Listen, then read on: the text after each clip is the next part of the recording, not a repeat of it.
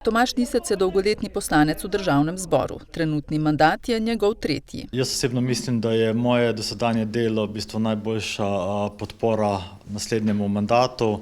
Nenazadnje pa predvsem ta podpora strani ne samo občinskega odbora SDS Sevnica in pa SDS Škocjan, predvsem pa podpora ljudi, ki so me že pred 2 leti nagovarjali, ko pa bodo volitve, prosimo, da zopet kandidiraš, ker se zavzema za ta kraj in to se mi ravno zdi najbolj pomembno. Glede na to, da je doslej deloval predvsem na področjih izobraževanja in kmetijstva, bo pozornost še naprej usmerjal tem temam. Predvsem pa bom skušal v tem mandatu, glede na dosedanje podpisane sporazume in pa gradbena dovoljenja, morda dal še večji poudarek temu delu na terenu, torej investicijam, tako na področju cest, zdravstva, srednjega šolstva, tako da upam, da te investicije, ki smo jih v zadnjih 2 letih spravili nekako preko dokumentacije, da jih bom sedaj tudi preko svojega dela kot poslanec spremljal pri sami izgradnji. Lisec je izpostavil tudi dosedanje dobro sodelovanje posavskih poslancev.